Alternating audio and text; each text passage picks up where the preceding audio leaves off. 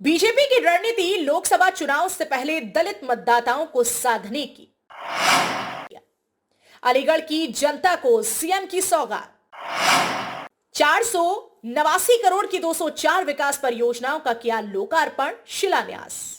गुरुवार को सीएम योगी अलीगढ़ पहुंचे। यहां उन्होंने 489 करोड़ रुपए की 204 विकास परियोजनाएं जनता को सौंपी। सीएम ने 231 करोड़ की 103 परियोजनाओं का लोकार्पण और 297.78 करोड़ की 101 परियोजनाओं का शिलान्यास किया।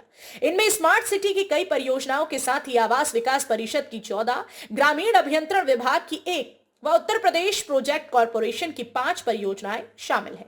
इस दौरान मुख्यमंत्री निर्माणाधीन राजा महेंद्र प्रताप सिंह राज्य विश्वविद्यालय का भी निरीक्षण किया। अनुसूचित जाति सम्मेलन को संबोधित करते हुए सीएम योगी आदित्यनाथ ने कहा कि अब देश में कोई भूखा नहीं मरता, सभी गरीबों को मुफ्त राशन मिल रहा है। उन्होंने कहा कि देश में बिना भेदभाव के विकास कार्य हो रही है। सीएम योगी ने कहा कि अब नया भारत बन रहा है, देश के हर वर्ग के लोगों को योजनाओं का लाभ मिल रहा है। इस दौरान सीएम योगी ने मंच से लोगों को संबोधित करते हुए कहा कि हम उच्च विचार परिवार के लोग हैं।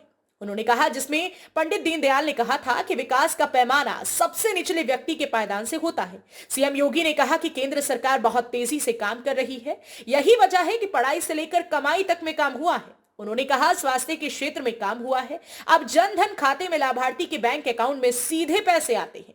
सीएम ने कहा कि बाबा साहब ने संविधान देकर भारत को एकता में जोड़ने का काम किया है। सीएम ने यह भी कहा कि 3 करोड़ परिवार के लोगों को मुफ्त बिजली दी गई। सामाजिक न्याय के सम्मेलन में पहुंच करके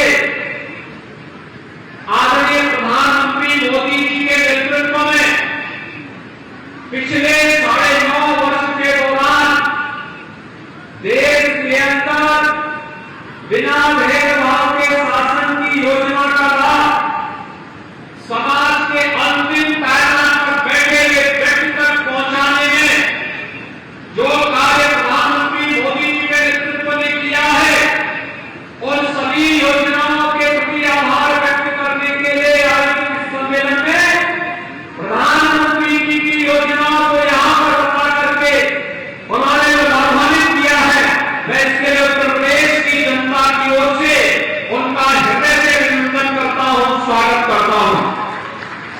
भाइयों बहनों, हम सब जानते हैं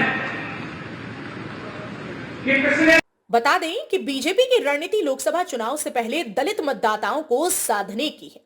दलितों को बसपा प्रमुख मायावती का परंपरागत वोटर समझा जाता है। अब बीजेपी की रणनीति मायावती के वोट बैंक में सेंधमारी कर लोकसभा चुनाव की नैया पार लगाना है। अलीगढ़ से बंटी कुमार की रिपोर्ट।